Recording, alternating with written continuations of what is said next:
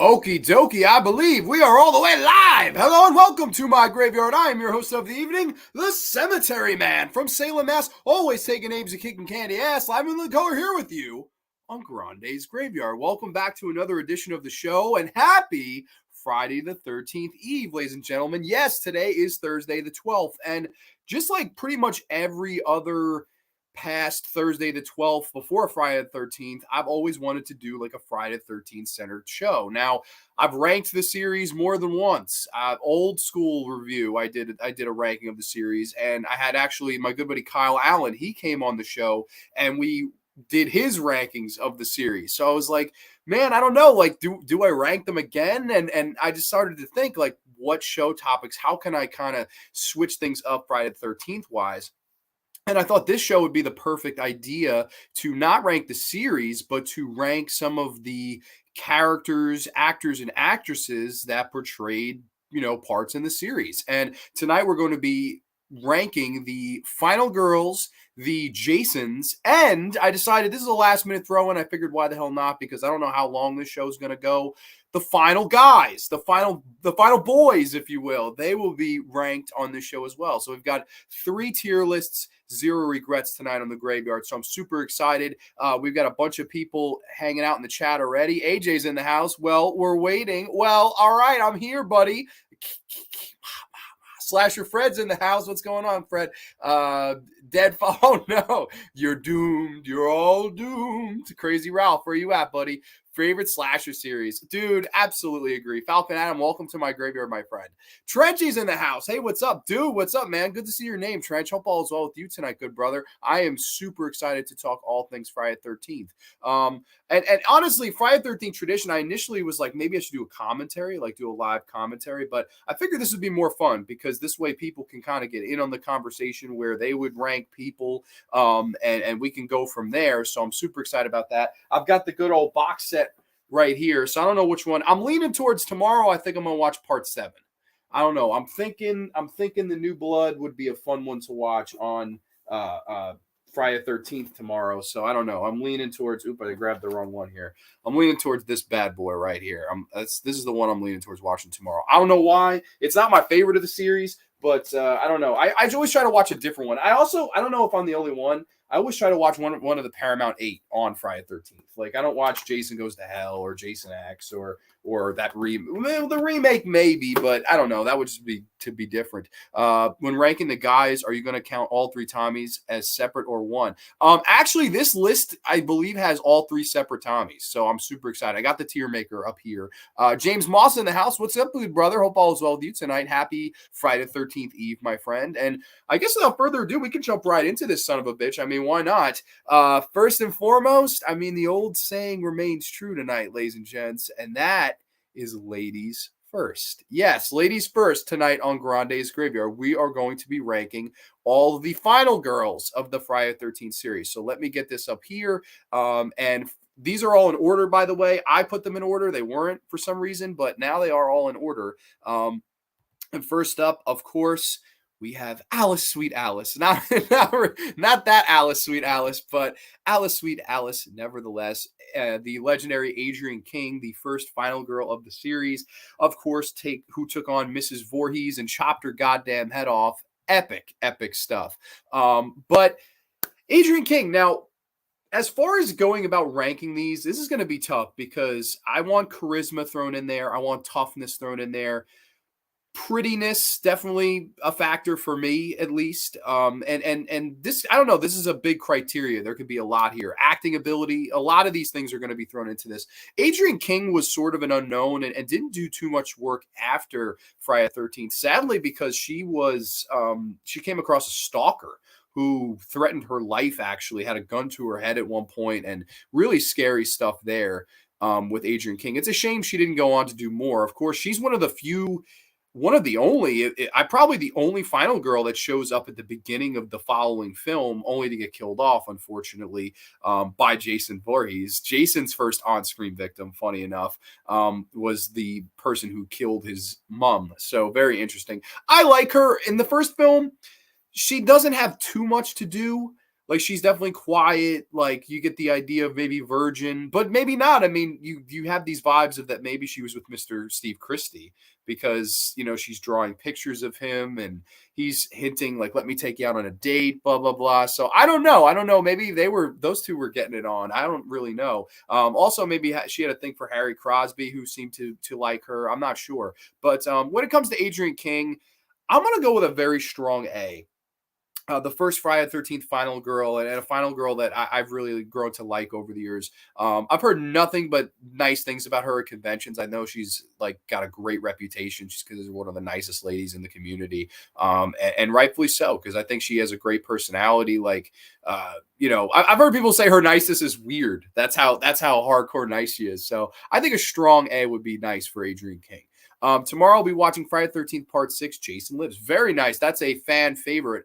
The Battle of the Tommies. Yeah, no. All three Tommies kick ass, in my opinion, too. So that'll be fun to get into. Doing okay. That's good. The original Friday the 13th movie is more of a murder mystery. It's a version of Agatha Christie's 10 Little Indians. You have these people isolated in a place and they're stalked by an unknown killer. Yes, that is a great movie, too. There is a movie called 10 Little Indians. And the song, I always really liked that movie. Agatha Christie stuff is great. Thinking about it, my favorite Friday the 13th final girl, I think, is Tina, Rowan, Ginny, and Trish are close seconds. Okay, so Tina number one, Lar Park Lincoln at number one. Very interesting. Mateo's in the house. Ciao, Grande. Jason rules. Hi, everybody. Dude, welcome to the graveyard tonight, Mateo. We'll be getting into the Jason rankings just shortly enough, so hang on to your seats here. We're going to get into possibly the greatest final girl of all time coming up next. This is Amy Steele as Ginny Fields. Yes, Amy Steele as Ginny Fields.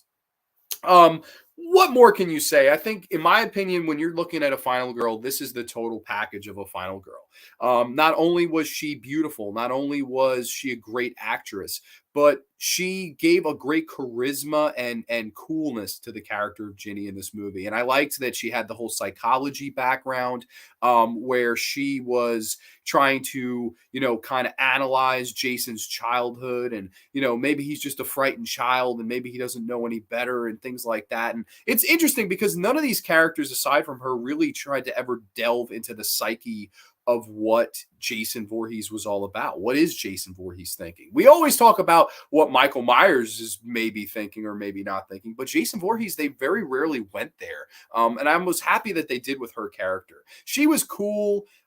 Very, very attractive, very easy on the eyes. I really like Amy Steele. I love the battle with Steve Dash at the end.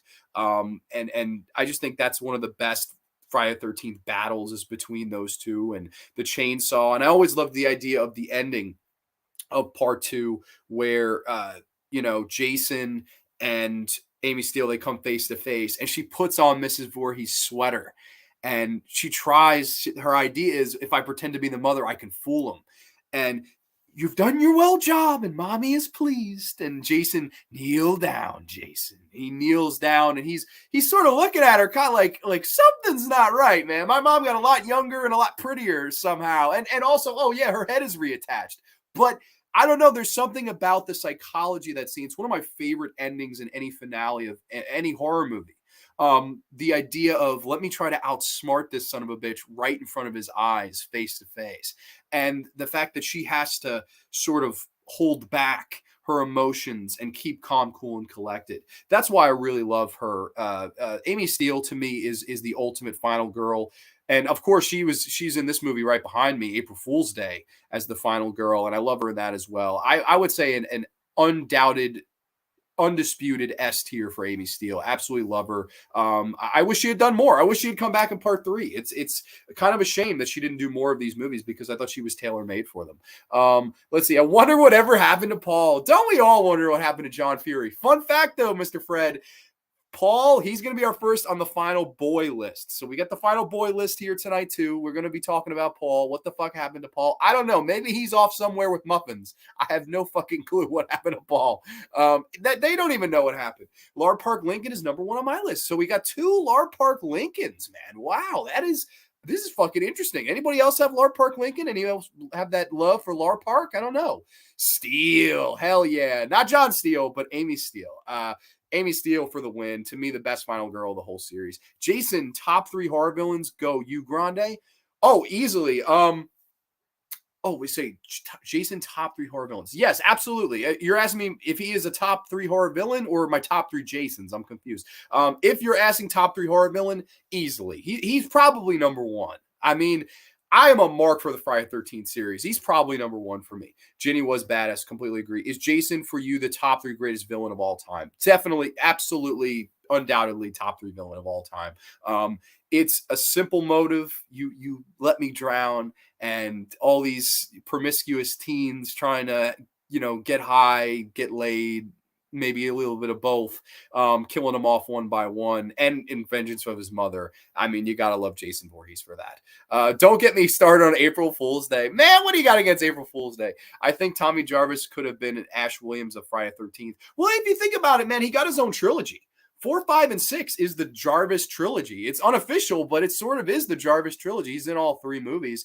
He's one of the only reoccurring characters to show up, and he's one of the only characters that doesn't die in the series. Cool enough. So I don't know. I love Tommy Jarvis personally. I'm glad Judas Priest are going to be in the Rock and Roll Hall of Fame. Dude, that's long overdue. I love Judas Priest.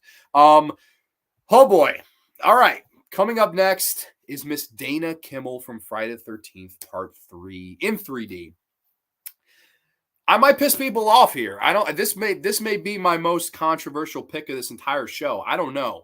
I've never really been a big fan of Dana Kimmel as the what her. I don't even remember her character's damn name in Friday the 13th Part 3. I think is it Chris? It's Chris. It's Christine, something like that.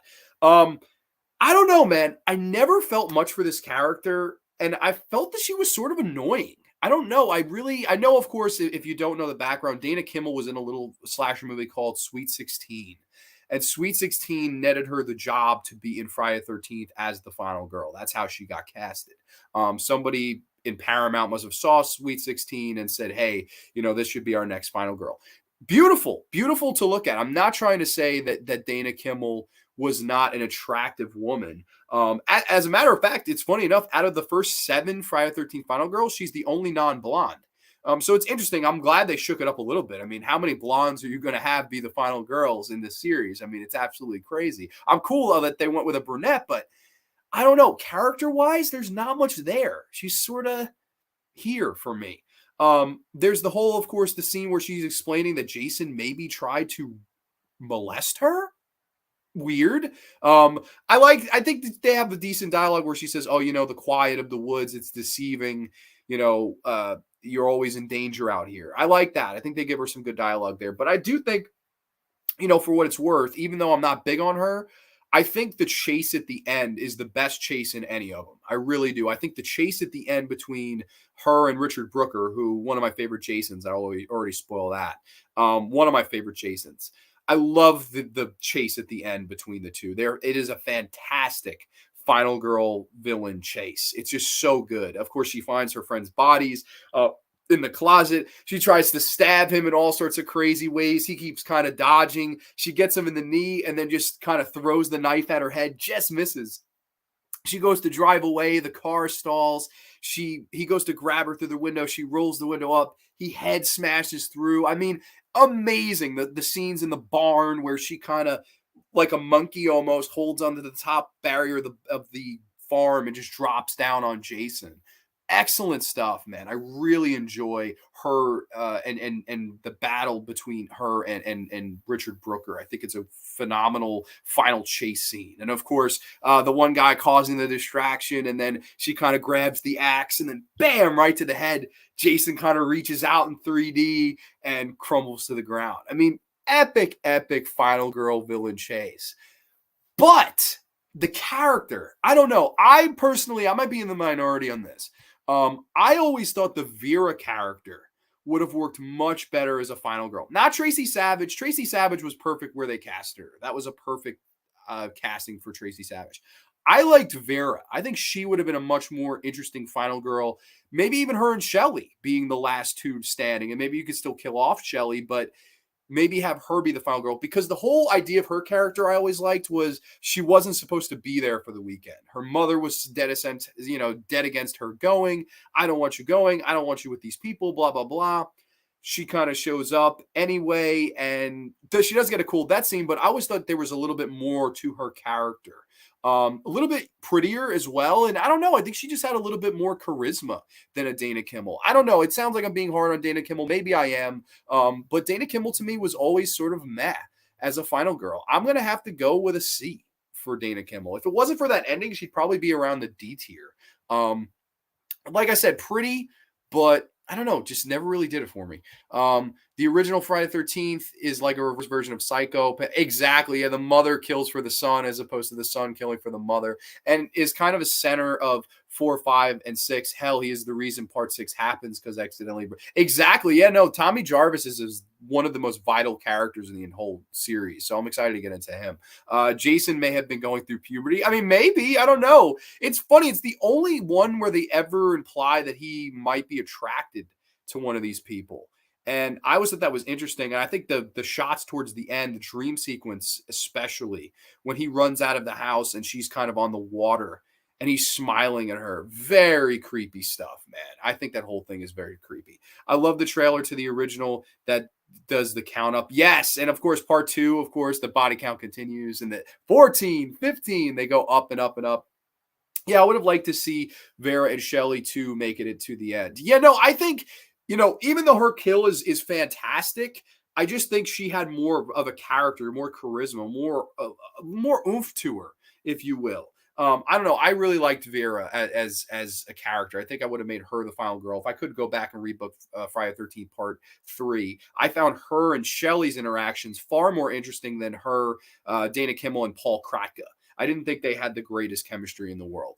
I agree. Chris is quite forgettable as final girl. Yeah, no, it's a shame because I like the movie. It's just her is, I like the Friday the 13th saga, but I think that maybe half of the movies in the saga are decent. It's funny. All of these movies are technically like popcorn movies. Like, I don't know if any of them are technically like great films. Like, look at these directors, the people that directed these movies. Like, Joe Zito did a great job with Part 4. Joe Zito was an action exploitation slasher filmmaker. You look at Danny Steinman. I love Part 5. He was an exploitation / porn director. I mean, a lot of these directors really came from the exploitation sleazy backgrounds. None of them really went on to direct Avatar, put it to you that way. So, I mean, that's why I think a lot of these movies, they are popcorn movies. But I think that's why I love Friday the 13th as a whole. It isn't that grand, but that's what makes it special. It's a simple formula. It's boobs, blood, mayhem, fun, creative, colorful characters being picked off in fun, creative, colorful ways. That's Friday the 13th 101, and that's why I love the series. I read that Jason's father, oh no, let's not get into Elias Voorhees. That is the dumbest shit ever.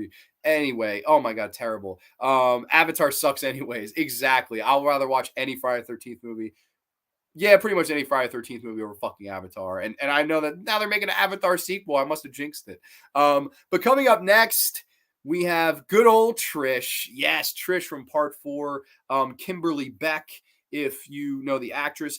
I really like Kimberly Beck. I think she does a really good job in this movie. I think she's a big step up from Dana Kimmel. Not as good as Amy Steele, but certainly close to that level. Of course, she is the sister of Tommy Jarvis. I really like her character in the film. She's sort of, again, like kind of the laid back, button down girl where all these horny teens have kind of rented a summer house across the street. And instead of going to interact with them, she kind of just lays back and chills. And once the final act calls for her, she has to kick some Jason ass. And man, she comes out of the woodworks swinging. I absolutely love her and how tough she is in this movie. And while I don't know if the chase scene is as good as it is in Part 3, the brutality and the physicality of her versus Jason is incredible. I really liked her versus Ted White. I thought that it was just a really good battle between the two. Of course, she goes, I'm going to give you something to remember me by. And kind of swings and gets Jason right in between here, and his whole hand kind of splits open. Really cool stuff. There's a point where Jason has her cornered, and you're like, okay, this is it. Like, she's totally going to get killed here. And she decides, she knows that if she doesn't do something quick, she's going to be killed anyway. She decides, she jumps out the window, tumbles off the roof and down into the mud. and wood and glass and all these things. And Jason just sort of looks out like, wow, like this lady wanted to survive. She really jumped out of the top story of the house just to escape me. And it's really cool. I like Kimberly Beck a lot. I think she's fantastic as a final girl. Again, good looking, decent enough charisma. Again, not an Amy Steele, but I definitely really like her. I would say either high A or an S. For now, we'll say S. I really like Kimberly Beck. I think she's a really good addition to Friday 4. Again, Tommy Jarvis is, you could make the argument that he's really the final person or whatever of the movie. But her battle with Jason's really good. And I like the whole thing with her and the other guy who's looking for his sister from part 2.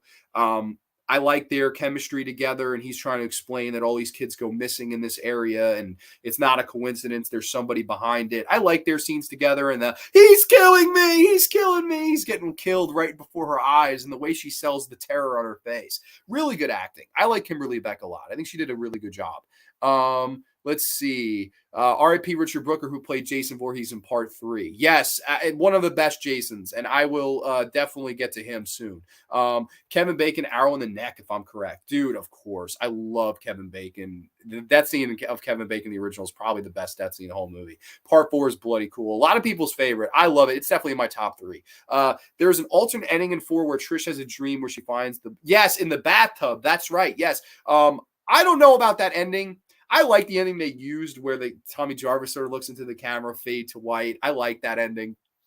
Labyrinth UFC breakdowns in the house. What's going on, good brother? Some of the fan-made YouTube Fridays are well done. Yes, and there's a ton of fan-made Friday the 13th films out there. Like, there's a ton of them. And I don't know, it's fun to see what people do with it, because I think people are really starved for a Friday the 13th film. It's been a really long time. I mean, since 2009. So you're talking 13 years. Isn't that something? 13 unlucky years for Friday the 13th fans since we've gotten a theatrical run. Yeah, I feel Trish is underrated. She reminds me of Rachel in Halloween 4. That's a very good comparison. Wow, 2 part 4s, 2 badass sisters. I never even thought of that. I would say right around there with Ellie Cornell. I probably put Ellie Cornell even higher because I liked Ellie Cornell a lot. I love the battle with her and Jason on the roof, and then the battle with not Jason, Michael, and the battle with her and Michael in the car. Die, you son of a bitch! And she just runs him over, and he doesn't even move. I love that, man. Mark's in the house. Mark, I texted you for your birthday. You never texted me back. What the heck, man? Happy belated, man. Kevin Bacon is the best Friday girl. Well, I mean, he's not on the final guy list, but he did not make it very long. I don't think he even makes it to the hour-minute mark. If you guys ever watch the series V, Kimberly Beck was in a few episodes. I have not seen that show, but that is cool because I really like Kimberly Beck. I would like to have seen her in more. Coming up next, though, oh boy, if I may quote the legendary demon, Miguel Nunez. What's up, Pam? Yes, what's up, Pam, baby? Melanie Kinnaman. Oh my God, a beautiful woman to this day. Has barely aged a day, man. Like, she looks fantastic. If you look at pictures of Melanie Kinnaman now, or watch the from Crystal Lake or Crystal Lake Memories documentary, she looks fantastic on it. I mean, she did not age a day. She looks beautiful. And I don't know. I really like Pam. Of course, she's chilling around with Reggie the Reckless and Demon, and of course, Tommy Jarvis, played by Tom Shepard. I really, really like Pam in the movie. I think she does a fantastic job. I think she's pretty. I really like the scenes towards the end where she's battling Roy with the chainsaw, and the chainsaw craps out on her. She also makes the fun note that if you watch closely, there's scenes where she's running back and forth in the rain, and there's scenes where she has this pink sweater on, and there's scenes where it just disappears. I always thought that was kind of funny because I never noticed it until she pointed it out, and now I sort of look for it. I'm like, oh man, like now she's got it. Now she does it. Funny stuff. I liked her. I thought she was pretty. She did a good enough job. Again, she didn't have too much to do because you can argue that this is more Tommy Jarvis's movie. Especially this one more so. But I thought she was pretty rad, man. I'm gonna give Pam an A. I like Pam. What's up, Pam? I really like Pam. Let's see. OMG, I just noticed it. I'm sorry. It wasn't even my birthday. Just what I put on Facebook. I don't age. Oh, really? Okay. I have a hard time believing that, Mark. My favorite character in part 5 is Reggie because he's cool. They call me Reggie the Reckless. He's one of the final boys. So we're going to get into Reggie the Reckless tonight. Probably my favorite character of the whole series. I love Reggie the Reckless. Let's see. Pam was always forgettable for me. I always thought she was overshadowed. She probably was. She and honestly, understandably so, because it's really not her movie. She's sort of one of the higher, like one of the people in charge at Pinehurst, and she's just sort of there at the end to be eye candy. But I like the battles with her and Roy. I like when he's about to kill her. Reggie comes out with the bulldozer. She doesn't do much saving, but I don't know. I think she was decent enough to look at. She had a nice enough character. I don't know. For me, and I'm a mark for part 5, so maybe that's why she sort of has a soft spot in my heart for that. Coming up next, though, it is Megan from Friday the 13th, part 6.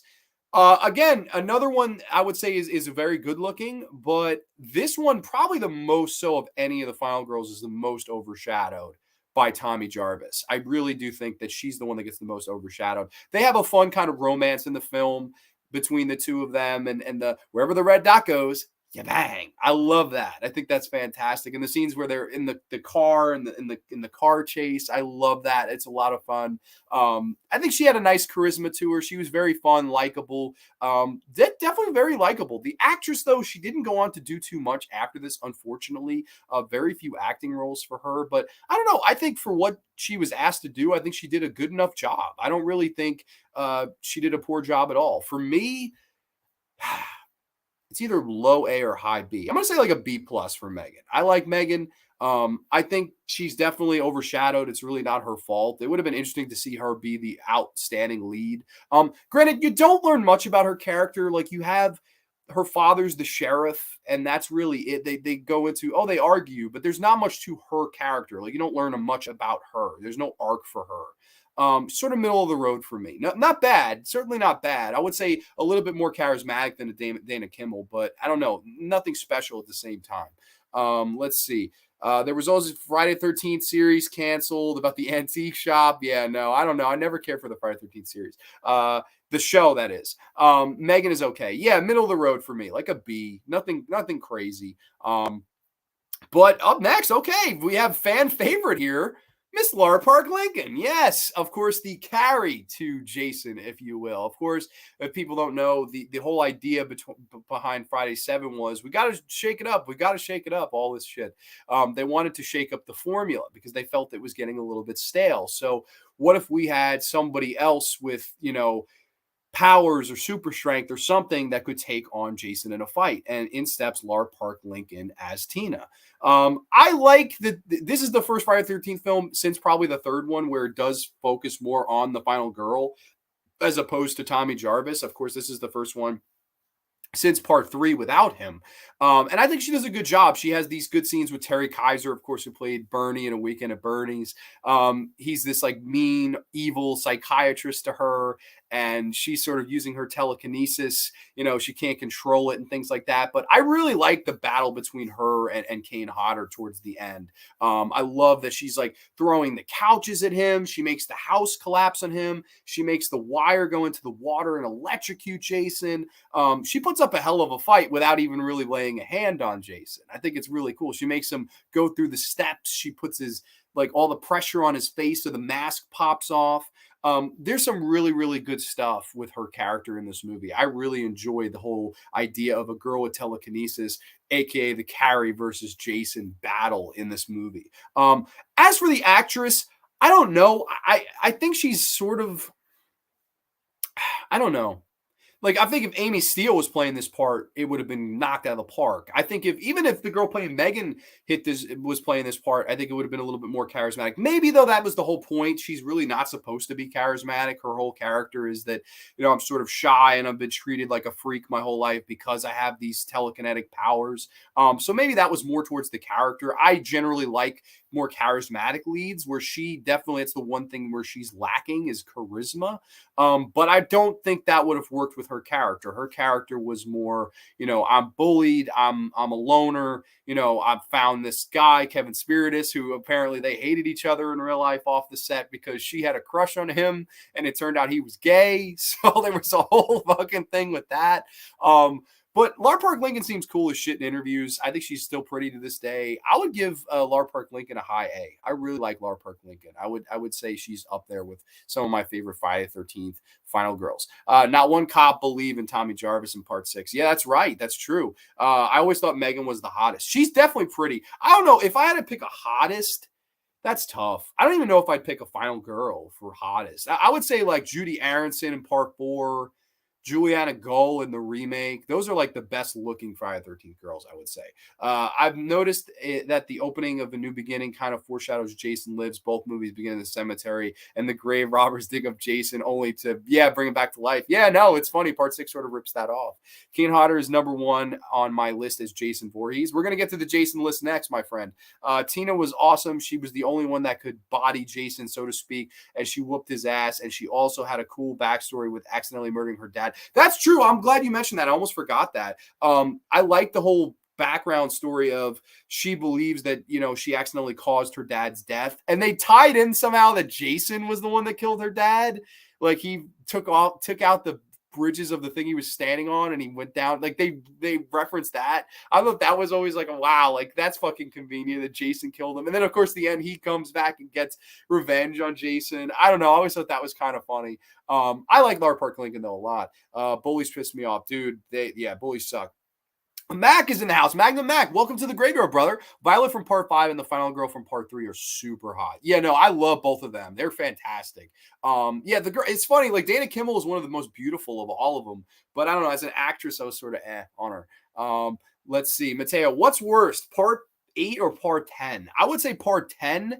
And I would even throw Jason Goes to Hell. I hate Jason Goes to Hell. Jason Goes to Hell and Jason X are my least favorite of the whole series. I can't stand either one of those. I read that New Blood was the movie that was originally, that is true. Yes, it was originally going to be Friday the 13th, Freddy versus Jason. That is true. Lar Park Lincoln was in episode 2 of Freddy's Nightmares. Really? I didn't know that. It's funny. They just dropped Freddy's Nightmares on Tubi. You can watch the whole series now. I've been watching some of them. I watched the pilot where, of course, it's like the trial of Freddy Krueger.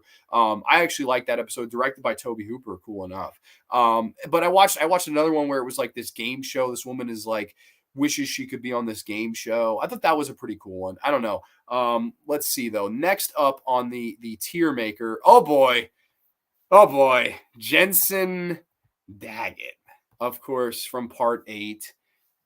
I mean, Jensen Daggett's got to be an F. She was terrible.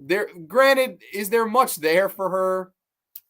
I don't know. Maybe not. I thought she was sort of weak though. There is an attempt at an arc where her weird like uncle tries to put her in the water so she'll learn how to swim, and then Jason starts to try to pull her underneath the water, and then fast forward all these years later, you didn't get me in the lake, and you ain't gonna get me now. Weird. I mean, weird. A really weird arc. She has no personality, no oomph to her.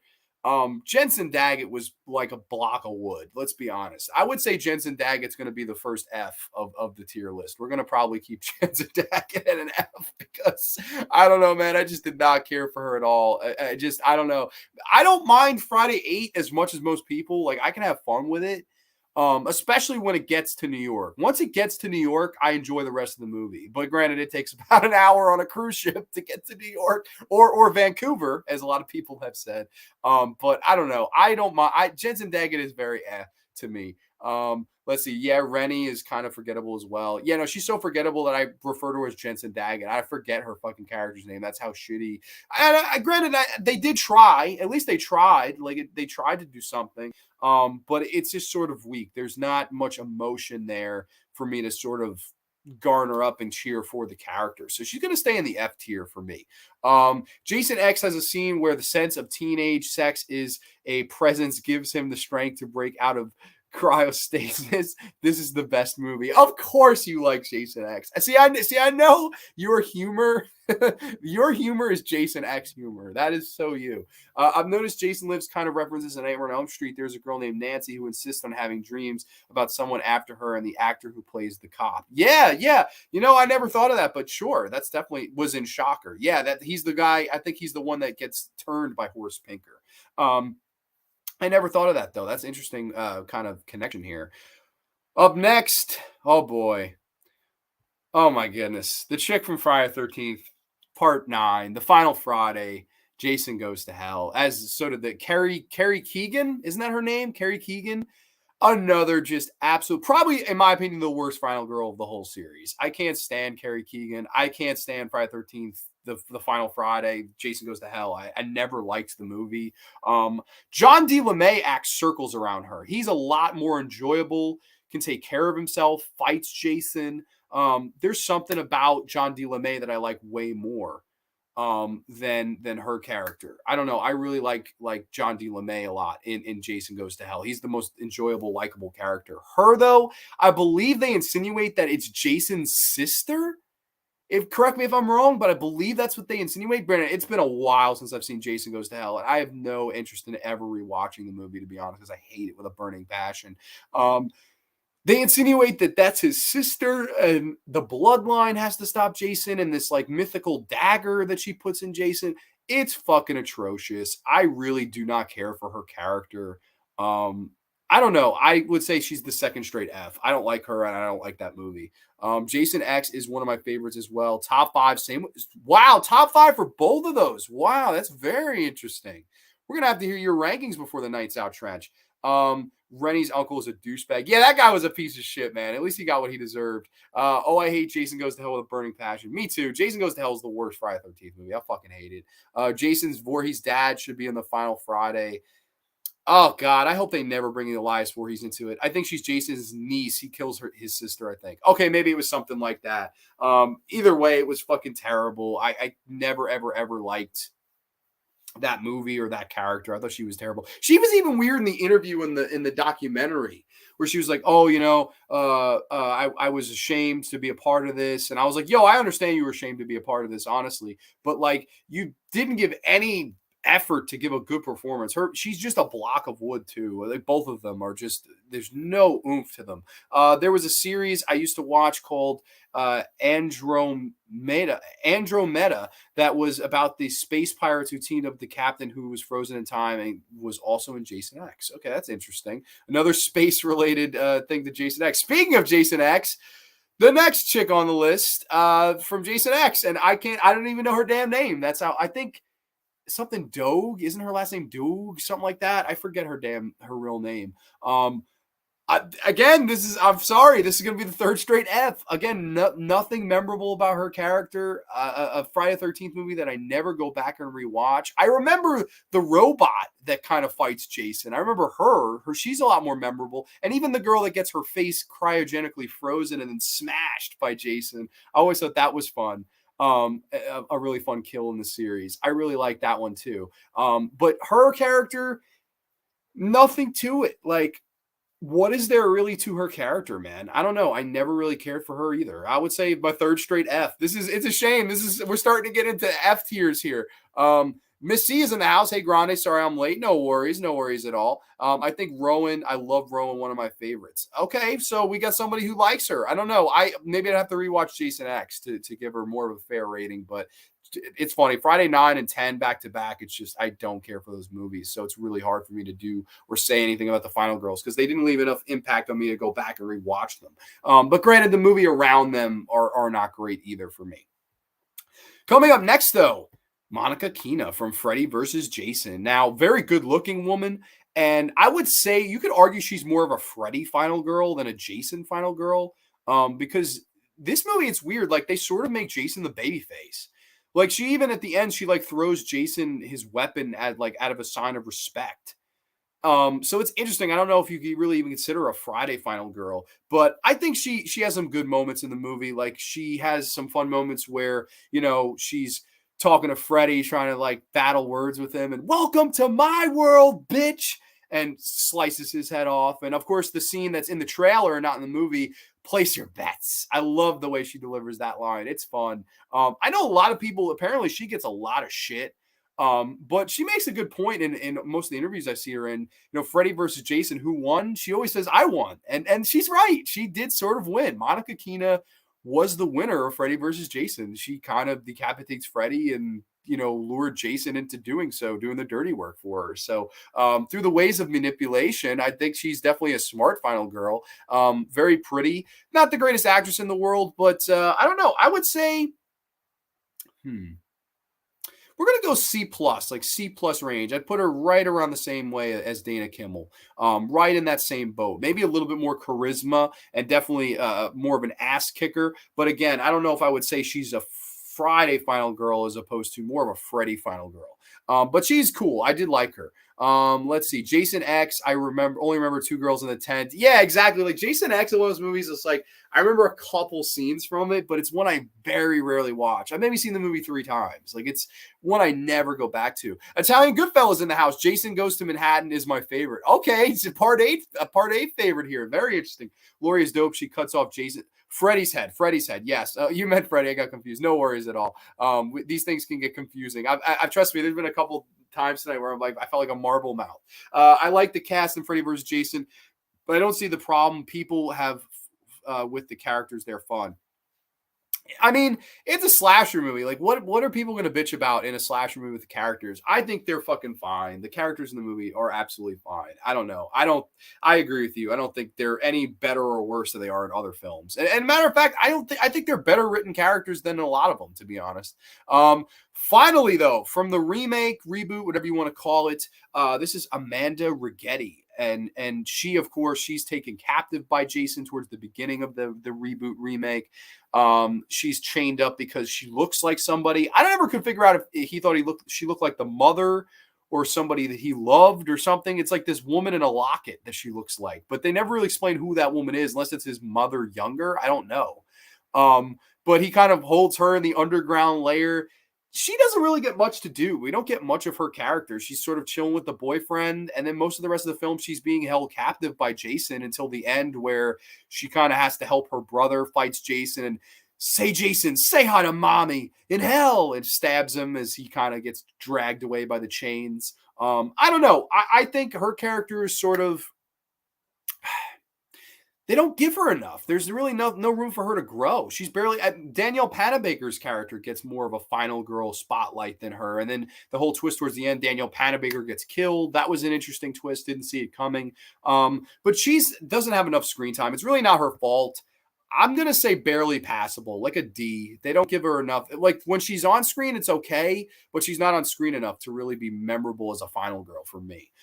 So yeah, I'll go with like a D on her. So yeah, this is the final girls ranked of the Friday the 13th series. Of course, we have Amy Steele and, of course, Trish Kimberly Beck at the top, followed by, of course, Adrienne King, Melanie Kinnaman, Lara Park Lincoln. Then we've got Megan in the B tier, Dana Kimmel, Monica Keena in the C, Amanda Rigetti in the D, and then Jensen Daggett, Carrie Keegan, and I always forget the actress's name, something Dogue, something like that. I forget her damn name, from Jason X in the F tier. So these are the final girls ranked. So that was a lot of fun to rank that. So let's unshare that screen. And next we're going to get into the Jasons, but let's say a couple comments. I got to go now. Happy Friday the 13th. Dude, happy Friday the 13th to you too. I've noticed that Jack's death in the original is very much a pre-Nightmare on Elm Street. Both characters lie down on a bed and are murdered. Yeah, wow. Okay, a lot of Elm Street connections from you, Mr. Fred. Very interesting thought process here. But let's move on into our next tier. And instead of Final Boys, we're going to finish with Final Boys. Let's do Jasons. Let's rank the Jasons now. Of course, we'll be going into design, the actors that play Jason, and then overall, my thoughts on each of the actors that portray Jason, the incarnations of the man behind the mask. So let's get into this son of a bitch now. Before he was the man behind the mask, he was Ari fucking Lehman, the first Jason that jumps out of the water, of course, at the end of the original Friday the 13th. Inducing, in my opinion, the greatest jump scare in horror film history. I'll go that far. I think it is the greatest jump scare in horror film history. And I mean, Ari Lehman's a big part of that, right? I mean, Ari Lehman had to wear that prosthetic underneath the water and time that exactly right. I mean, I don't know how many takes that it took, but it couldn't have been too many.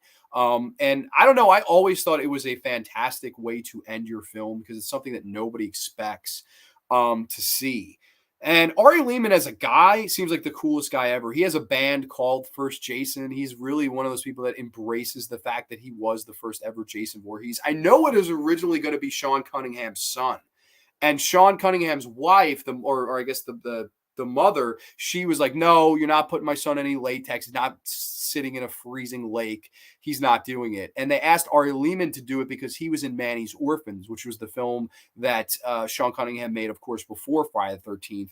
And you slap on the Tom Savini kind of mongoloid prosthetic, and Ari Lehman jumps out of the water at the end. Excellent stuff here. Now, in comparison to pretty much all of these other Jasons, this is very hard to put him high or low or whatever, because he's not really a killer Jason. He's just Jason as a child. So it's very hard to rank him as opposed to all these other Jasons on this list. So for me, I would personally maybe lean towards a B, but for now we're just going to say middle of the road, because it's really hard to, rank him high or low or whatever, because there's really not much he could do with the character aside from the fucking jump scare at the end. But it's so well done that, you have to acknowledge it. It's so fantastically done. So for now, we're going to put Ari Lehman at the C+ tier. I really like Ari, though. Ari's cool people.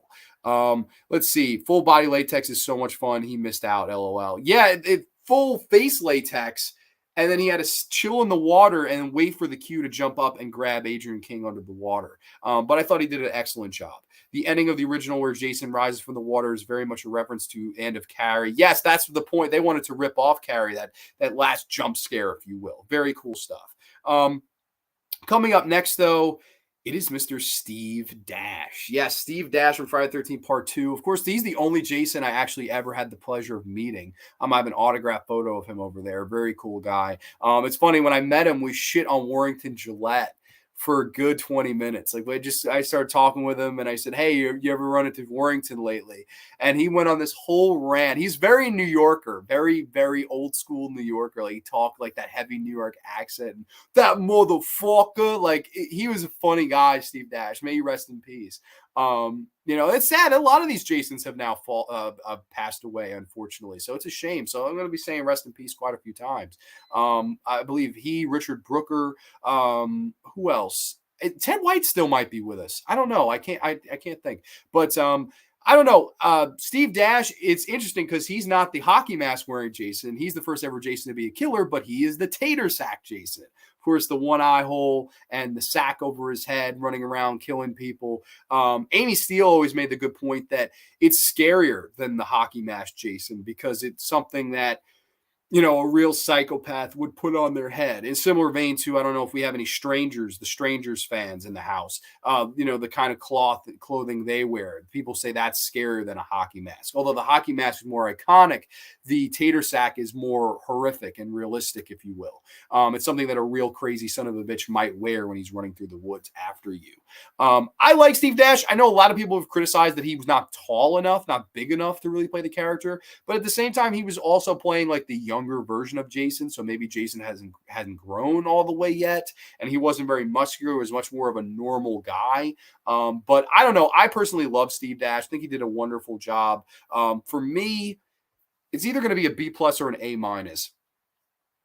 I'm going to say A- just because I really like the way towards the end that he sells the whole spiel from Amy Steele, where he's kind of looking at her sideways, and it's all done, Jason. It's all done, and mommy is pleased. I love how he's kind of looking at her the whole time, even though he doesn't have any lines.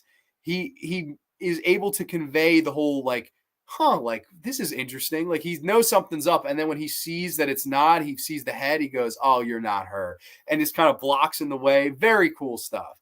I like Steve Dash a lot. And of course, they do not have Warrington Gillette on here. If they did, Warrington would be an F tier for me. I hate Warrington Gillette. Okay, let's hear the film ranking from you. Film rankings that you asked. 4, 6, 2, Freddy vs. Jason, Jason X, The New Blood, the original, A New Beginning, the reboot, 8, 3. Wow, you have 3 very low. That's interesting. I feel like I've never seen 3 so low. Goes to Hell, this is subjected to change, but off the top, it's the top 6 is solid, though. Haven't changed in a while. Okay, very cool. I like the list a lot. I'm very interested to see part 3 so low. Please explain, because that's a lot of people's favorites. Oh, boy. Well, should I ruin it? I mean, I'm going to have to spoil it then. He's my favorite Jason, too. Ted White's the best Jason, easily. I like the Jason from Friday Part 2. Sackhead Jason is underrated. I always call him Tater Sack Jason. I like Tater Sack Jason. He's going to be an A for me. Coming up next, though, It is Mr. Richard Brooker. May he rest in peace as well. Richard Brooker, I think, set the template for what all of the Jasons after him tried to do. Some of them did it better, some of them did it a lot worse, but I think Richard Brooker is really the most important when it comes to setting the template of the character and how the character moved. Of course, people don't know Richard Brooker was a trapeze artist, and he was just fantastically, agile and athletic. And the way he moves around in this movie is just absolutely fantastic to watch. I really like his performance as Jason in this movie. I think he does a really cool job. I like the whole design of, the green shirt, and a lot of the neck is showing and stuff like that. And of course, this is the debut of the hockey mask. I think the design of Jason without the mask in this is actually horrific. Like, I think it's the scariest looking Jason unmasked out of any of them. Especially like I was saying before, the scene where it's Chris is dreaming and he kind of is watching her through the window and then shows up out the door. I mean, that always scared the shit out of me. And Richard Brooker has the big smile on his face the whole time. I thought he was really, really good as Jason Voorhees. Richard Brooker, to me, is going to be the first S tier of the show for Jason. I really, really like him. I think he did a great job. May he rest in peace, because it would have been interesting to see him play the character again. Maybe even in like part 6, it would have been cool to see him come back a few years later and play that character. It would have been interesting to see. Let's see. 1, then X, then 2, then that's all I've seen. You've seen 1, 2, and X. Okay, so you've got some catching up to do. First time I saw Town That Dreaded Sundown, I freaked out. Killer looks exactly like Jason in part 2. And I believe that was the inspiration. They took a lot of inspiration. I know they did the shish kebab kill from Bay of Blood is also in Friday the 13th part 2. Both antagonists wear a sack. Yep. I always found part 3 kind of bland. Some fun kills. Shelly and Vera and the bikers are fun, but the rest of the cast doesn't really speak to me, and the kills aren't as memorable as a lot of others for me. Okay, very interesting. Okay, I like the film a lot, but I don't know where I would put it either. Like, I'm not sure. I don't know. Maybe it's probably in my top 5. It's probably number 5 in the top 5. But it's interesting to see it. 3 and 8 are interchangeable for me. Okay, wow. See, this is. I see. I like seeing opinions like this, different stuff to look at. But coming up next, oh yes, he is Mr. Ted White from Friday the 13th, Part 4. The final chapter. In my opinion, easily without a shadow of doubt, the best Jason Voorhees in any of them. Ted White did an excellent job moving as Jason, selling as Jason. He's really more of the first, I guess you could consider CJ Graham the first zombie Jason, but this Jason gets a lot of shit happen to him too. He doesn't really sell anything. Of course, the look at it, the hand. I always loved the way towards the end that Jason busts through the door and like stands triumphantly. And, he throws the hammer, it just misses Trish's head. I love that. I think that's an excellent scene. And of course, when he jumps through the window to try to grab Tommy Jarvis, great stuff. I love the raft kill with Judy Aronson where he shows up. And there's a whole behind the scenes stories of that where Judy Aronson was suffering frostbite and she was getting cold. And, Ted White, he was like arguing with the director, hey, get her in the warmth. We'll film this later when she's cool, warmed down. And Joe Zito was like, bullshit, we're going to keep shooting. And then Ted White threatened to walk in honor of Judy Aronson because she was so cold. He was like, hey, like, you're going to fucking let her warm up or I'll fucking leave the set right now. And he stood up to the director and the director put his tail between his legs and let Judy Aronson leave the set. So I thought that was very interesting. So Ted White seemed like a cool guy. I know he did not apparently like Corey Feldman. He apparently did not like him at all. He couldn't stand him and he actually wanted to, pretend to kill him, of course. I thought that was really funny. Ted White just seemed like a perfect guy for the role because he kind of brought his own thing to it. And I thought he had a great presence, a great look. To me, is one of the best looking Jasons. It's this in part 7 for look, for the design. I really like this Jason a lot. Of course, he has the long fingernails. Of course, Tom Savini comes back to do the design, so it looks very Tom Savini. And I appreciate that. Of course, the machete to the head and it slides down. I don't know how I always felt about Jason Unmasked in this one. It's not as scary as the Jason Unmasked in part 3, but I still think that Ted White is the best Jason. For me, Ted White, easy S tier. Slam dunk S tier for me. I really like him. Let's see. Next comments. But the only Friday 13th movie I don't actually like is Goes to Hell, and even that has good kills. Yeah, I would say Goes to Hell is the worst too. Thanks, Trenchy, for saying that part 3 is the weakest of the first 4 movies, in my opinion. I would agree with that. It's the weakest of the first like 5 movies, I would say. For me, Kane Hodder's the best Jason. I love Kane Hodder. We're gonna get to Kane Hodder. I'm super excited to talk about Kane Hodder because he's great. Ted White was fantastic, completely. I think he's the best Jason. I've noticed that there are first 2 Scream movies are like a reverse of the first 2 Friday the 13th, where instead of the mother being the killer, the son is the killer, and then oh, okay, all right. Very interesting. I didn't think of that one either. Okay, interesting.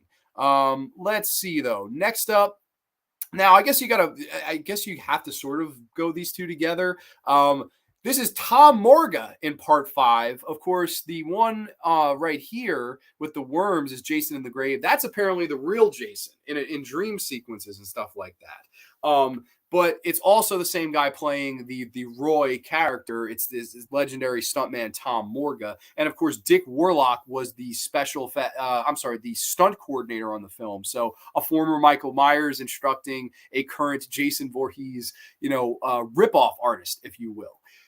A lot of people are going to hate this, but I absolutely adore Tom Morga as Jason Voorhees, and I always enjoyed the twist. I think it's one of the more shit on Friday the 13th movies. It's like one of the black sheep of the franchise. I don't know if it's the black sheep, but it's considered to be one of them. It's definitely one of them. I don't know if it's the black sheep, but it's up there. I mean, it's definitely one of the ones that gets shit on the most. But I would say that this character of Roy, of course, doing the whole reverse back to the original film where it was about a mother that lost her son. This is about a father that loses his son. Of course, good old Joey and the chocolate bar. Everybody always discusses, well, this whole movie was because of a chocolate bar. And why did that crazy deranged man in Pinehurst have an axe to kill Joey with? I mean, I love it. I absolutely love it. I think it's fantastic, that whole thing. And how he just sort of just axes him down in front of everybody. And then the whole idea of, Roy being upset, he saw his whole pride and joy hacked to death in front of him. And come on, Roy, get your hands dirty. And the kind of look he gives him, because the guy is laughing at it, making jokes. Oh, they're a bunch of pussies. I love the intensity. And you're talking to me, Sheriff. I don't know. There's something about Roy that I really like. And Tom Morga as Jason, I thought did a really fun job. Of course, he does a lot of the sells with this, like holding the machete up in suspense and selling with his eyes. And I don't know. I really like him. I think the whole scene and towards the end in the barn is really well done, where Tommy Jarvis has to confront Jason, and we'll get on with that later when we get into John Shepard as Tommy Jarvis. But I really like Roy, and I like the whole blue mask. I always thought that was a lot of fun, because if it was an impersonator, it wouldn't be exactly the same. There would be something different. Of course, let's throw a blue mask in there. And how many blue masks have they sold because of this?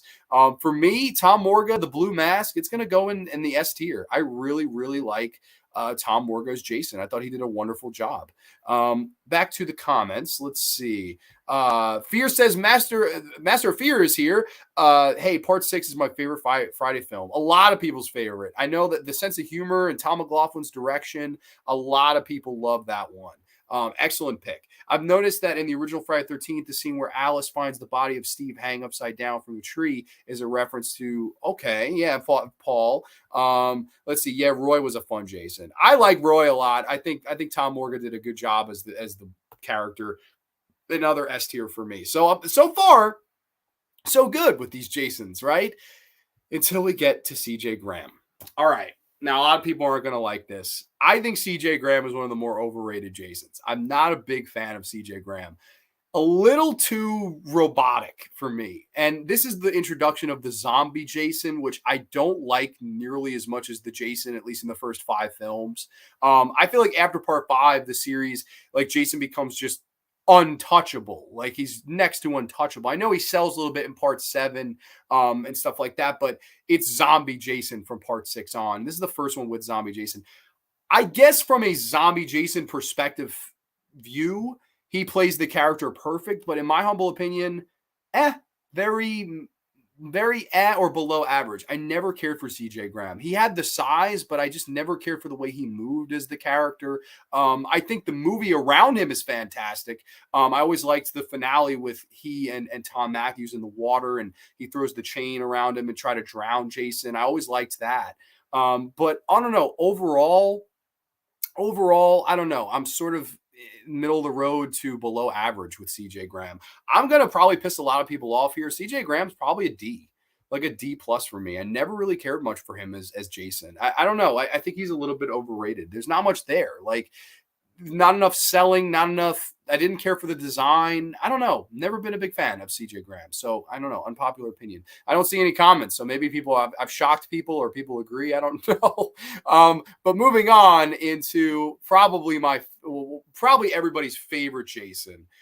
Is Kane Hodder. Of course, is Kane Hodder in part 7, The New Blood, and John Carl Beaker with his legendary design of trying to show every single scratch, nick, and claw that Jason had gotten given to him over the years. Of course, the face is showing. If you look at the back view, his spine is all showing and stuff like that. And it's atrocious. I mean, it's a horrific design.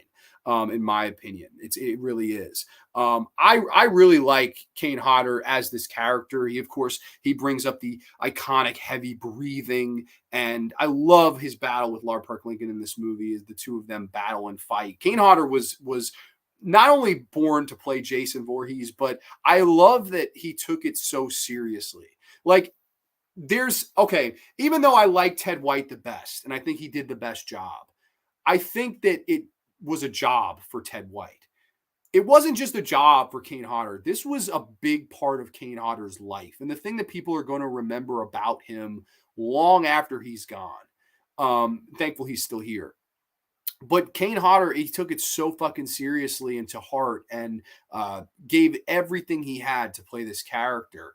And I think it really does show, especially, and I would say mostly in this film right here. I love Kane Hodder as Jason. I think he does an excellent job. Kane Hodder as Jason, I would say, is an easy S tier. No ifs, ands, or buts about it. And it's probably my favorite of all the 4 movies that he plays Jason. This is my favorite design. So it's funny with the 4 with Kane Hodder. I guess now it's more. I love Kane Hodder. To me, as Jason, he's an S. But now it's more ranking the designs moving forward because I love the actor. He's good in all 4 that he's in. It's just a question of what designs. What do I think of the design? So that's where the grading will come in here. Love the music video Man Behind the Mask. Totally. CJ Graham is fun. I like it when he grabs the bottle from the homeless dude. Yeah. LOL. I'm not really good at keeping track with the Jason actors, but I guess I'd pick Ted White from part 4, right? But I like Kane too. Exactly. Yeah, no, I would say Ted White as well. He's my favorite. The Kane is dope. Probably number 2 or 3 for me is Jason. It's Ted White, then Kane Hodder, then Richard Brooker. It's those 3. Those 3 right in a row are the best Jasons. Kane Hodder is definitely the most iconic for sure. Yeah, no, he's the one that took it the most seriously, to heart. And I don't know, as a fan of the genre and as somebody that really endears himself to it, I really like the passion and heart that he brought to the character of Jason Voorhees. For me, arguably one of the best performances in any of these Friday the 13th films is Kane Hodder as Jason. Moving on, though, Kane Hodder is Jason in Friday the 13th, Part 8, Jason Takes Manhattan. Now, I may lose some people here. I really like the goo design of Jason. I think it's fun, the whole goo design and kind of green aesthetic looking to it. I don't know. I always thought this was more of a fun design. A lot of people shit on it. A lot of people go, it's like waterlogged Jason. Maybe it is. But Part 8 Jason, to me, I really quite like. I like the design. I love the scene where he's walking through Times Square and these kids are listening to something on the boombox and he kicks it off and, "You're dead meat, slime bag." And they kind of point their knives at him, their switchblades, and he just unmasks and, "Yo, man, it's cool. It's cool, man. It's cool." And they sort of run away. I love that, man. It's so much fun. Now, when Jason gets demasked and the toxic waste is on his face, holy shit, that's some bad stuff. That's some of the worst effects practical wise of the entire series. So it's interesting. As Kane Hodder, I would say it's an S performance. I like the design. I would say it's like an A design, but the face, the unmask is like an F. So where does that all balance out? I don't know. I would say high B plus or low A. I'm gonna say a low A. Why not? I think it's a low A. I really like the design of Jason in part 8. I do. But here is Kane Hodder as the character in Jason Goes to Hell, the final Friday. Now they went, I think, too far with this design. I really don't care for this design. This is the idea was, oh, let's make it that his skin is growing around the flaps of the mask. And I don't know, man. I think it looks pretty fucking stupid. It looks pretty silly to me. I forget. I don't know if it was K and B that was the people that designed that. If it was, one of my least favorite things K and B ever did. I get what they were going for, and like I know that there are some great death scenes in the movie. Of course, the one with the couple and the woman gets split with the spear. That's a great makeup effect scene. I mean, amazing. But the whole Jason where the skin is growing around the mask, I think it looks kind of goofy as opposed to intimidating. I don't know. This one, I hate to say it, but this is going to be the second straight Jason Goes to Hell in the F tier. I don't care for the look or design of it, man. I just don't. I think it looks really goofy. Let's see. The Jason Takes Manhattan trailer. Yes, welcome to New York. My favorite scene in the movie is that rooftop scene, LOL. But other than that, definitely one of my least favorite Friday the 13th films. I think a lot of people are on the same boat with that. I'm going to say it 8 is not that bad. It's not great, but it's watchable and has a few fun moments for me, at least besides the toxic waste finale. I always laugh at the toxic waste finale because like, I love they asked that guy, they're like, what's going on at midnight? He's like, well, every midnight the sewers fill up with toxic waste. And I'm just like, dude, what the heck? Like, what are you talking about? Like, I don't know. I think it's just sort of silly. Part 6, Jason, not only my favorite look, but also my favorite Jason. Okay, so CJ Graham, your favorite Jason and favorite design. Okay, so you're all in for part 6, favorite movie too. So part 6 for the win for you. Okay, interesting enough. Next up, though, we have the non-Uber Jason from Jason X. And this, I don't know. It's not terrible. It's a little bit better than Goes to Hell. I like the mask. The mask is okay. I think the weird like hair is. Jason should just be fucking bald. Like I don't like the patches of hair. I think that's kind of awkward. I don't know, like a D. Definitely a D for me. I don't know. I don't know where I would. It's kind of to me. Next though, Uber Jason, of course, from Jason X. This is fucking stupid. Whoever greenlit this is an idiot. It looks like a mix between like Shredder and Lord Zed. Like it's terrible. Like what the fuck? Like Evil gets an upgrade. Yo, fuck that shit. This is like one of the most terrible, stupidest designs of all time. I hate it with a burning passion. That's not Jason Voorhees. That's Shredder or Lord Zed. Like, take your fucking pick. I don't know. Uber Jason is an F tier for me. I cannot stand it. I think it's fucking stupid. What happens in New York stays in New York. Sure, they're in Vegas. Uber Jason is epic. It's got to be top tier for me. Really? Oh, man, I don't know about that. I don't know about that. I hope you're kidding. I don't know. But if you're not, it's okay too. Uber Jason is going to come in at a fail for me. I don't know. I don't care for the Uber Jason. Coming up next, though. Oh, boy. Ken Gerzinger. Ken Kersinger from Freddy vs. Jason. Now, this, I got to be honest. Right off the bat, I'm going to say Ken Kersinger is the worst actor to play Jason. I think easily, undoubtedly, unequivocally, the worst actor to play Jason. And funny enough, if you're a part 8 fan, I know Slasher Fred probably knows this because he's a big facts guy. You watched part 8. There's a scene where Jason he enters the diner and this guy is, hey, go grab him. And Jason takes this guy, throws him into the mirror, squashes him. That's Ken Kersinger. Funny enough, all these years later, Freddy vs. Jason, he gets to play Jason. After Kane Hodder buries him in part 8, he shows up and takes the job from Kane Hodder because Ronnie Yu did not have any interest in casting Kane Hodder. He wanted somebody taller, and that's why they went with Ken Kersinger. Now, this not only was this a bad performance from Ken Kersinger, and I don't mean anything personal to the guy. I do think it was a bad performance. They needed to do Kane Hodder. It was such a middle finger and slap in the face to Kane Hodder to replace him here. For the reboot, I get it. You're rebooting it. You want to do a different Jason. You want to do everything different. I get it. I understand that.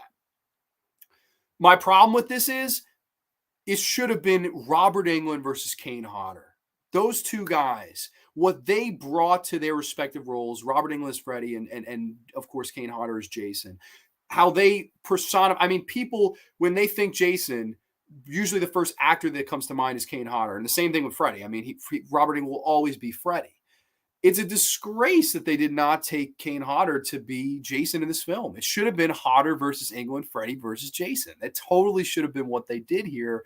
And instead, they casted Ken Kersinger. I despise the design where Jason is like he has a droopy eye and like his skin is all like tarry. Like it's just very poor. I don't care for the design of Ken Kersinger's Jason either. And a lot of it is he's very stiff and walking slow, almost like a zombie. I think it was a great waste. I think this movie would have been way better if Kane Hodder was returning as Jason here. For me, Ken Kersinger, easily my least favorite Jason of the bunch. That's just my opinion. I don't know if a lot of people would agree with that, but that's just me. Leave the Jasonator alone. Oh, no, not the... Dude, he does. He looks like Shredder or Lord Zed, dude. It's one or the other with the Uber Jason. I don't know. It's like a combo of Shredder and Lord Zed. I just don't like it. It's just bad, man. Jason Lives has some references to Frankenstein. Yes, and the street names that I believe there's a street name called I think there is. I forget. I don't mind Ken, but it should have been Kane. I agree. It definitely, that's gotta be Kane. It should have been Kane. It has Uber in the title. That means good, I think. No, it does not. It does not mean good. Let's see. Hey, Grande, I know. Oh, Fever Dreamline's in the house. What's going on, good brother Anthony? I know I wanted Hodder back for Freddy versus Jason. That will always feel like a missed opportunity. It was, and that was the only chance they had to do it because Robert Englund's too old now. Could Kane pull off Jason? Probably, but it's like they had the moment, and Kane had just played Jason a year earlier, and I don't understand why Ronnie Yu wanted to move away. Apparently, Ronnie Yu, the director, he had not seen any Friday the 13th film or Elm Street film before. He had directed Bride of Chucky and was considered the best option to direct a movie about the Friday the 13th series killer and the Nightmare on Elm Street series killer, even though he wasn't a fan or had even seen either movie, either franchise. Very poor choice. And no offense to Ronnie, fine director, but just no, you were the wrong choice. And for the fact that the first thing he did was say, oh, we're moving away from Kane Hodder, we're going to bring in somebody taller, because he was trying to tell the big man versus little man story. He sort of approached it like a WWF match. Big guy versus little guy, babyface versus heel. Very weird though, because when the big guy is the baby face and the small guy is the heel, it's just sort of weird. Like, I don't know, it just didn't work. Yeah, they made Jason big dumb in Freddy versus Jason. Yeah, no, I don't like the design. I don't like the performance. Maybe he played a big dumb good. I don't know. Maybe he did, but I don't know. It's a poor movie. Well, not the movie. The movie's okay, but the performance is poor. I don't like Ken Kersinger's Jason. Easily stays in the F tier. So after 3 straight Fs, or I guess, well, the regular Jason from Jason X made it to D. Now we go into Derek Mears, the final Jason of the evening here. Derek Mears, of course, with the tater sack on his head, and of course with the classic signature hockey mask, which he gets weird through a weird series of ways in this reboot. Derek Mears, I've actually, cool enough. I went to a convention years ago, and Derek Mears was there in the panel, and he kind of gave his whole story about how much playing this character meant to him, because he's a guy that was picked on a lot for being different looking and weird looking and stuff, and he felt that he could really identify with the character of Jason Voorhees. So there was a lot of heart there, and I think for what it's worth, that goes a long way with me. Knowing that now, I look at the performance a little bit differently. However, the movie itself around him doesn't give him much to work with when it comes to giving a good performance as Jason or showing a lot of emotion. The only real emotion they have Jason show in this movie is towards the Amanda Rigetti character. He keeps trying to show her that, oh, I know who you are, or you look like somebody I know. That's really all they do. I would have really liked to see them focus maybe on the bullying aspect. Like, if you're going to reboot this, go back to the roots. Okay, like, Jason was bullied and have him like maybe some flashback scenes of him being bullied at camp and then just murdering the hell out of these kids. Maybe something like that. Maybe a little bit of an arc for Jason, right? Because we're 12 movies in at this point. Like, why not try something like that? Like, it's the same formula over and over and over again. You could try a little something different like that. And I'm not saying make him a demonic worm that passes from body to body to body like in the Final Friday, or make him Lord Zed like in Jason X. I'm saying just a little bit, touch on the bullying. And if this guy could relate to it and grew up being bullied, how much more effective would this performance be? And I think he could have shown a lot of heart to it. With that said, I think he moved fantastic. I like the design. I think he was creepy. I think he was brutal, violent. I really like Derek Mears as Jason. Oh man, this is tough. I don't know where I'm going to rank him though. It's either high B plus or like an A minus. I will say I'll give him an A minus. I like him enough. I'll say A minus for Derek Mears as Jason. I think he does a good enough job. And I don't know. I think that reboot, even though it's not much to it, there's not much to a lot of these movies. So, I mean, at the end of the day, it's like, I don't know. I mean, they're all popcorn movies anyway, and that reboot is another popcorn movie. And I think he does a good enough job. I think they could have just given him a little bit more to do. I know there's been arguments over the years. People say we see too much of Jason in that reboot. People say we see too little of Jason in the reboot. I don't know. I don't know which end of that spectrum I'm on with that. I think you see him enough. I think he does a good job when you see him. I think he's scary, especially with the tater sack. He's very intimidating. I liked Mears though. So going to route this up here, of course, Richard Brooker, Ted White, Tom Morga, and Kane Hodder in Part 7, all S tiers. Kane Hodder is an S tier overall, but my favorite design was Part 7. And then you have Steve Dash, Kane Hodder in Part 8, Derek Mears in the reboot, Ari Lehman and C tier. Of course, I never cared for CJ Graham. I think he's the most overrated Jason. Then Kane Hodder with the regular design. Then, of course, the bottom three. Kane Hodder as Jason Goes to Hell Jason, the Uber Jason, and then the worst Jason is Ken Kersinger. So I would say this is my definitive Jason list ranked, if you will. Let's see. I did hear, I might have missed a comment or so. I think we were here. I did hear the excuse that they thought Kane was going to hurt Robert. What? Dude, that's not true. Did they really try to use that as an excuse? Oh, well, what if he hurt him? Come on. You had a chance to put the two best, most known actors of these characters together, and you didn't do it. It's a brutal what could have been. GTG, gotta go, guy. Have a fun Friday 13th as well as Saturday 14th. Right back at your brother, Mark. Happy belated birthday. I like Mears in the reboot. Is fun. Yeah, no, I like Mears too. Hey, Grande, before ending, can I ask you to go off topic and let me know your opinion on Raimi Doctor Strange? I have not seen it, to be honest, and we're not done yet. We're going to do the final boy list as a bonus because I figured this would be kind of a quicker show. So stay tuned. We're going to do the final guys, and that's going to be really quick because there's not too many. Yeah, there's this is the shortest list of all of them, so we'll breeze through that one. I haven't seen it. I really love Sam Raimi as a director, of course. I mean, whether it be Evil Dead, whether it be the Spider-Man films, Darkman. I really like Sam Raimi as a filmmaker. So I'm interested to see what he does with it. I've heard a lot of bad. And it's funny because like usually these Marvel movies, you come back and everyone's like, oh, it's the best one. Like, it's usually like the consensus. But I've heard a lot of negatives. So I don't know. I'm sort of iffy. I like Benedict Cumberbatch as Doctor Strange, Stephen Summers. I really like him. Or not Stephen Summers. Geez, that's a director. Stephen Strange, if you will. Sorry. Fucking brains all over the place. I like him. I like Rachel McAdams. I'm sure there's a ton of cameos considering it's going to be the multiverse.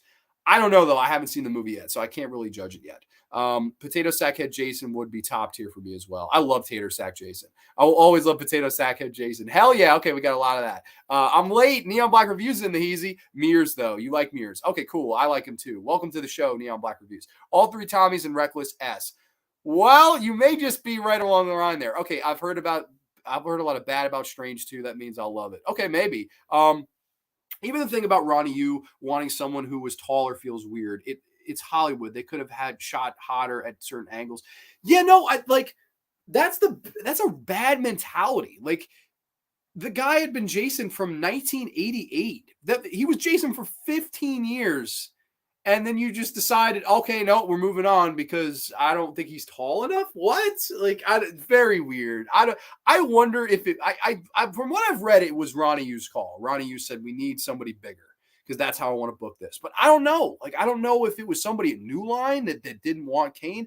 I forever feel bad for Kane Hodder because I know that meant the world to him, and I wonder. Part of me wonders like if Kane Hodder just looks at that movie and is like, "Fuck that movie! Like I should have been Jason in it." Because if I was him, I would feel that way. I watched it last Saturday. I still don't know if I liked it or not, but go watch it. Okay, I will check it out. I will check it out. I promise in time I will give it a look. But let's get into the final tier of this episode, which I knew this was going to be more of a quicker show, so I figured we'd throw this one in here as a bonus. Because I've ranked the series so many times before, I figured this would be a fun one. Yes, so this is going to be the final boys, if you will. Of course, we have our categories: ultimate final boys, good final boys, meh, bad, worst. Very straightforward, if you will. But we get right underway. Not too many of these here. First, it is John Fury as Paul. And what the hell happened to Paul? I love Paul. I think Paul was fun. I forever think the scene around the campfire where he tells the origin story of Jason, and Jason's out there and he's hungry, thirsty for the new blood. I love that spiel. I think it's fantastically done. I think he's really, really good as the character. I think he does a great job. I think, it's interesting to find out like what you never find out what really does happen to him. I'm guessing he was killed off. I don't really know though, but he is there at the end. He helps Amy Steele fight Steve Dash, and I like him. I would say good final boy for me.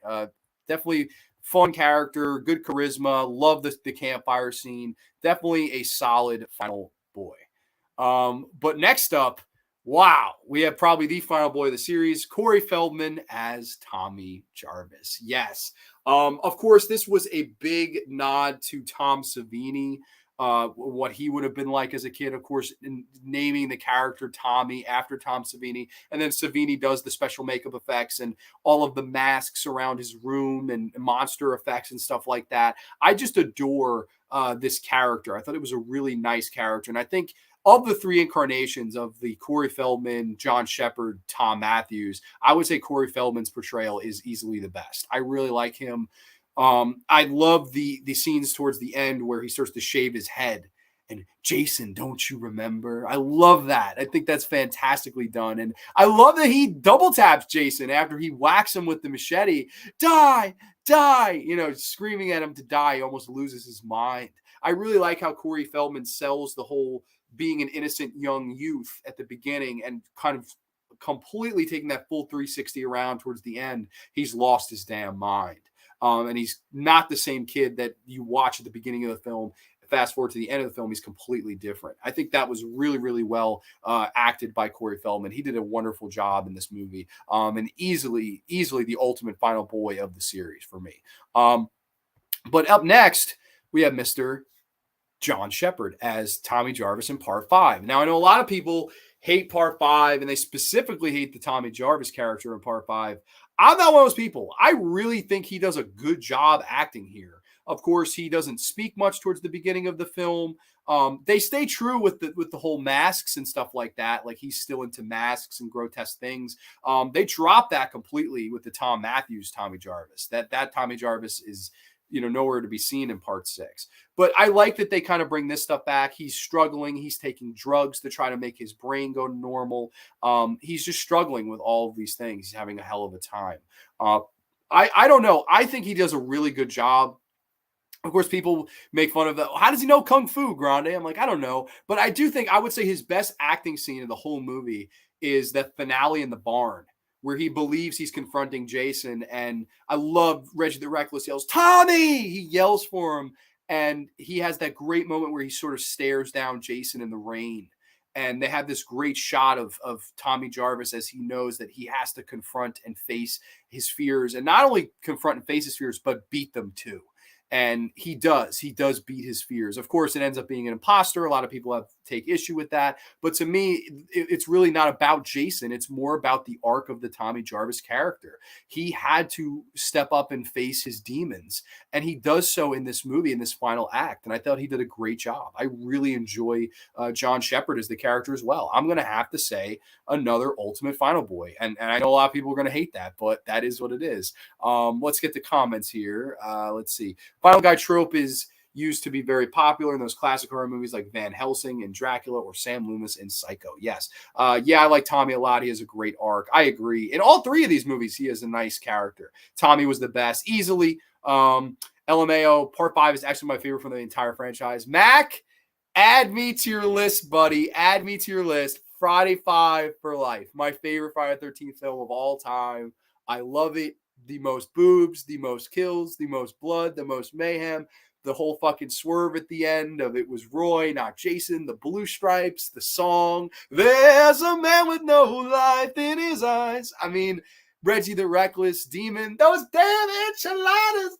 Ooh, baby, ooh, baby. Friday 13th Part 5 is my Friday 13th film. I know it's hated. I know it's the black sheep. I will forever love the film. It's my favorite of the series. The same year that final chapter comes out, we also had classic horror Gremlins with Feldman. Yeah, Feldman at that time, man, was everywhere. Then the next year or 2 years later, he was in Stand By Me. The next year, he was in The Goonies. Like, he was on fire. License to Drive. All the movies he did with Corey Haim. I mean, Corey Feldman at this time was huge. Tommy in Part 5 is great. They deal with the psychosis better than they do with Jamie in Part 5. Oh, shit. The mute Danielle Harris. Yeah, no.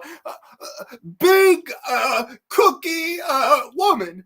Big cookie woman. Oh, Jesus Christ. I hate Danielle. I love Danielle Harris, but geez, that movie's bad. He's still struggling and has PTSD, but he's trying to do better and do good. Exactly. Yeah, no, he has a short fuse, right? Like he gets violent. He definitely belongs in the home that he's in, but he is a good guy to his core. He's just quiet and wants to be left alone. And like, of course, the one guy, hey, can't you take a joke? Punching him, and he gets fucking John Cena FU through a table, which is I always thought was funny. You heard me, Mom. Ethel Jr., another reason I love Part 5. I love the cast and setting for Part 5. Great characters, and I may like Pinehurst more like Crystal Lake setting. I adore Part 5. It has the best characters. Like, by far has the best characters. Ethel is fucking hilarious. You big dildo, and all right, clean all this shit out of the pigeon coop, then I'll fill your stomach. I love her. And you hearing me, Ma? You tell him, Ma. Would you shut the fuck up? Like, I don't know what it is about her character that just cracks me up. You dumb? Like, I don't know why. Like, I watched that movie and laugh like a fucking kid watching it. Like it's so my sense of humor, that movie. I'll forever love Danny Simon for it because that was the perfect guy to make that movie. Exploitation, sleazy porn exploitation filmmaker. That's exactly who should be directing a Friday the 13th film. And I know they shit on him in the Camp Crystal Lake Memories documentary and make his film look like a Coke commercial. He tried to put Debbie Sue Voorhees' ginormous yitties in the film, and you cut it out. Like, you cut a lot of it out. Like, what the fuck? Like, I just will never understand. I will never understand why people shit on Danny Steinman. Like, he delivered a perfect slasher movie. People hate him. I have to admit, Part 5 is a lot of fun. I agree. I adore Part 5, man. You can't see me. My time is now. Dun, dun, dun, dun, ba-da, ba-da. Tommy Jarvis, F you and motherfuckers. Da, da, da, da. I mean, he does. He F-used that fucking guy through the table. I love him. I would say S tier or ultimate fanboy. But up next, another Part 5 legend. They call me Reggie the Reckless. Shavar Ross as Reggie the Reckless. Of course, one of my all-time favorite characters of the series. Fun fact, my first ever car was a Buick Century, and I would call it Reggie the Reckless. I was like, come on, guys, we'll take a ride in Reckless. And I called my car Reggie the Reckless because of this character, because of Shavar Ross. And of course, who could never forget the red jumpsuit? And this is Pam. She's my girlfriend. And of course, his brother Demon. And you want to be here? Get out of here. I mean, I love Shavar Ross in this movie. And you afraid of spiders? You afraid of rubber spiders? You afraid of rubber spiders on a string? I mean, you are one scared cat. I love him. He's just a blast. Of course, the bulldozer towards the end to help Pam, his girlfriend, and driving over Roy with the bulldozer. Epic stuff. And I always love Shavar Ross. He says the red jumpsuit was the blood of Jesus on Reggie. I love that, bro. I absolutely crack a laughing at that because I think in real life, Shavar Ross is very religious. And then his whole idea is that the blood of Jesus on Reggie, like Jesus was with him. I don't know why. Ever since I heard Shavar Ross say that, I was like, yo, I love Reggie the Reckless even more now. It's the blood of Jesus on Reggie. Reggie the Reckless, ultimate final boy. Love him and forever will. Just watched Friday 5, hit the wrong button, half asleep, I guess, anyway. Kept looping the same scene over and over. LOL, can you imagine Dusty Rhodes meeting Ethel and Junior? Holy shit, that would be fucking crazy. Baby, let me tell you something, Ethel, daddy, you gotta be treating Junior some better ways if you will, baby. And Ethel be like, you dumb? I mean, that would be fucking fantastic. I would love Dusty Rhodes meeting Ethel and Junior. That would be a dream come true for me. Reggie is fantastic. I love it when he comes out in that vehicle. Ha ha ha. Dude, yeah, no, it's so epic. He drives through the barn. And like, I don't know, it's fantastic. Like, I don't know, it's just really, really well done stuff. I love Reggie the Reckless. That porta potty kill was brutal as dude, it starts off so harmless, right? Like it's them damn enchiladas, bitch. And he runs to the porta potty with the shit run. Then they're singing to each other while he's taking a shit in the ooh baby, hey baby. I mean, it's fucking hilarious. And then all of a sudden, my man he sees his girl gets killed, and then he gets stabbed through the leg. I mean, it's a brutal death scene. That's to me how you go from funny to scary on a dime, and it's really well directed. I think like that's a horrifying death. I would be terrified being fucking stabbed with a fucking like giant spear through a porta potty. That's gotta be a shitty way to go. I don't know. I think that's a great kill scene, man. And another epic kill in Friday the 13th Part 5. I love it. Coming up next, though, this is Tom Matthews as Tommy Jarvis in Friday the 13th Part 6. Jason Lives. Now, this is easily the most charismatic and fun Tommy Jarvis. Like, there's no PTSD here, really. He's very normal. He's not really into the masks and stuff like that anymore. It's more like, okay, I've outgrown the child, but he's also outgrown the PTSD better than anyone I've ever seen. So I mean, that is what it is. But with that said, Tom Matthews is very fun and very likable in the role. Of course, he's also in Return of the Living Dead, which was the year before this. I really enjoy him as an actor. He's just a very likable guy. Seems like a very down to earth dude. And he does a fun job. And hey, Jason, come get me. Come get me. He's waiting in the lake for Jason. I like the whole battle between the two. And it's a nice wrap up to the Tommy Jarvis trilogy, because the first film, he's a young kid, he's innocent, he's sort of lonely, and then towards the end he becomes, oh my god, could he be a next psycho killer? Then the John Shepherd one, which is PTSD and I have to face my fears, he comes full circle. And then I guess this Tommy Jarvis, after he comes full circle in Part 5, it's more, okay, I'm normal now. I'm fine now. Let me go, make sure that Jason's dead by accidentally resurrecting him, which I always thought was kind of funny. James Bond intro with Jason Lives. But I think Tom Matthews is very likable. I would say he's got to be an ultimate final boy. Got to be. Probably, I would lean towards good, but I would say just for, series sake and likability factor, Tom Matthews has got to be an ultimate final boy. Let's see. If you ever watched that series called Psych, which is about a guy who pretended to be a psychic, he helped the cops solve those crimes. There was an episode where they spoofed Friday the 13th. Really? Well, that wouldn't be a crime you want to solve. I am the Ice Lord is in the house. Hey, everybody. How's it going? Welcome to the graveyard, my friend. Happy Friday the 13th Eve. I think there's hints of PTSD still in Part 6, Tommy, but it should have been more pronounced for sure. And maybe, I don't know, maybe it was like, okay, if you're trying to stay true to the character, it should have been more pronounced. But maybe it fits this film better that he's not. Like, he's just normal, fine, final guy, and he's ready, he's prepared. That's more the story they're trying to tell here. He's prepared for Jason in this film. I think he does a good job. But coming up next, this is Kevin Spiritus or Kevin Blair. I know he goes under a few different names in Friday the 13th Part 7. Easily, he's got to be one of the worst, right? Could I give him bad? I don't know. Could I round up bad here? He's a boring character, man. He's got to stay in one of the worst category for me. I don't know. I really do not like I don't care for Kevin Spiritus at all. Of course, he also shows up in The Hills Have Eyes Part 2. He's very unmemorable in that as well. Apparently, nobody on he and Lar Park Lincoln hated each other on set, so that's no chemistry between your leads. I don't know. He's just very generic, boring. I would say one of the worst. I would say definitely a poor character. In Jason Lives, I love the part where the teen girl was played by Tom McLaughlin's wife says, I've seen enough horror films. Yes, a little bit of self-awareness. Thanks for the warm welcome. Happy to be here. Dude, always more than welcome to join the graveyard. But yeah, no, I don't know. Kevin Spiritus for me is definitely one of the worst.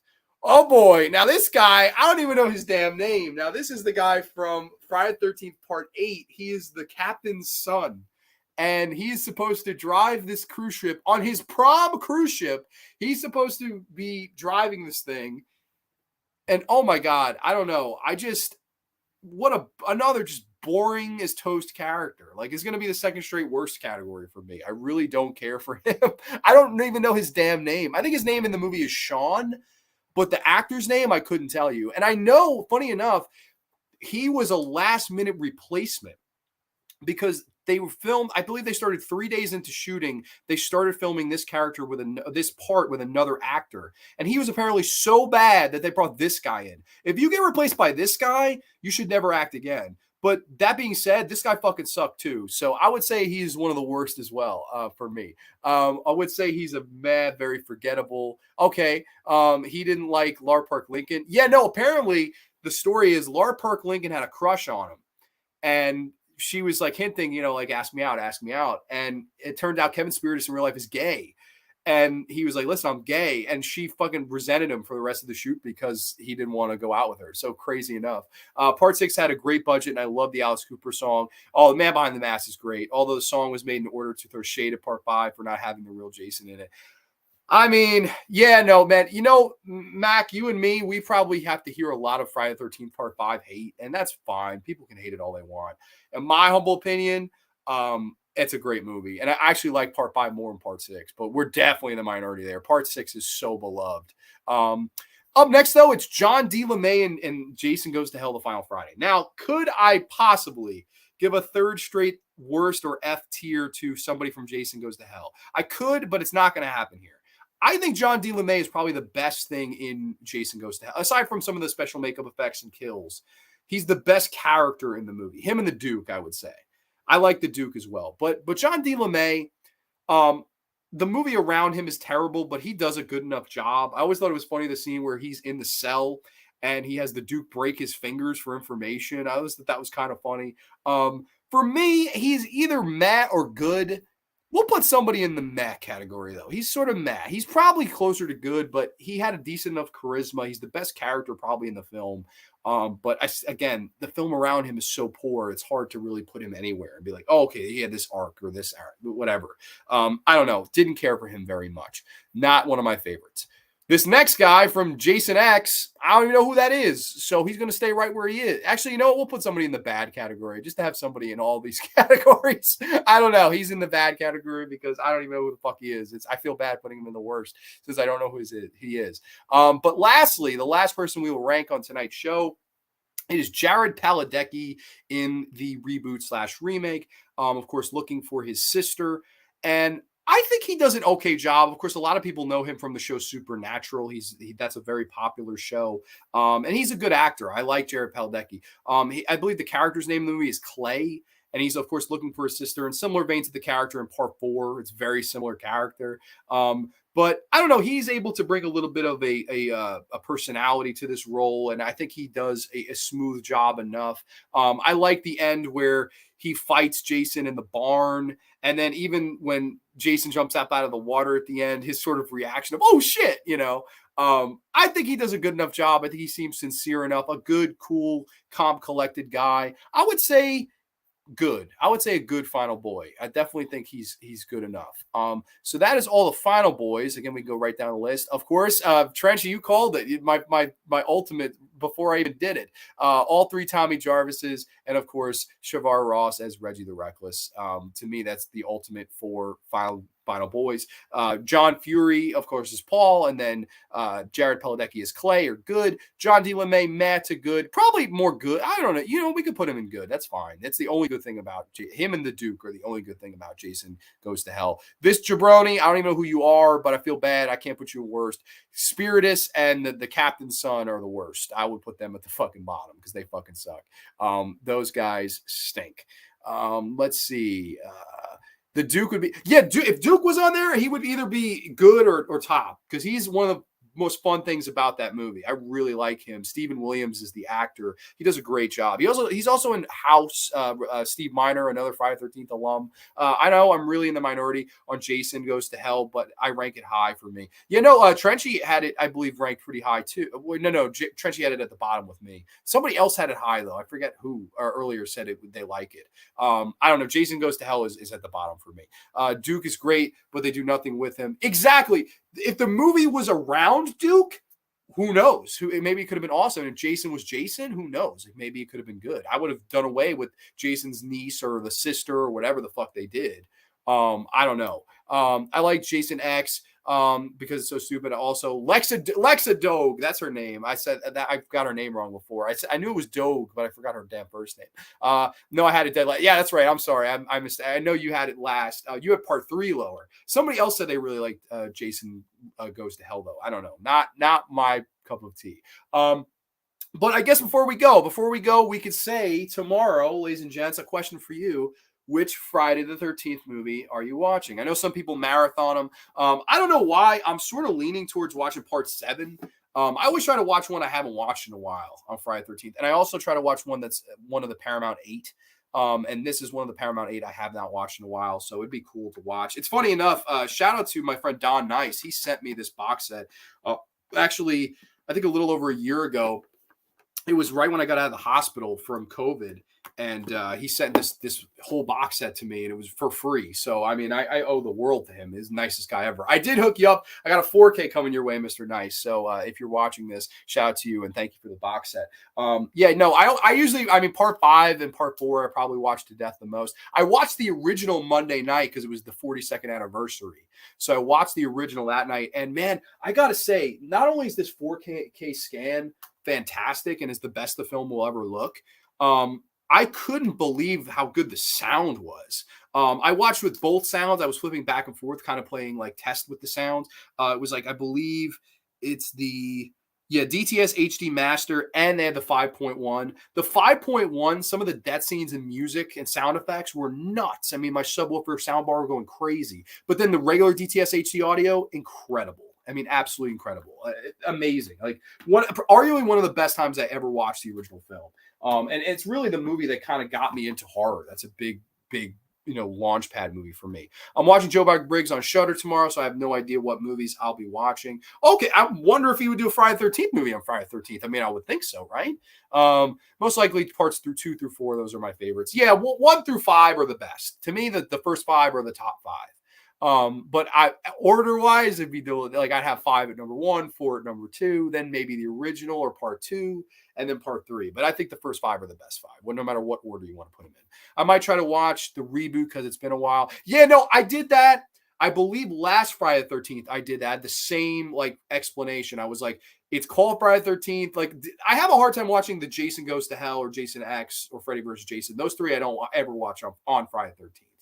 They're just not, I don't know why. It has to have that name on it for me.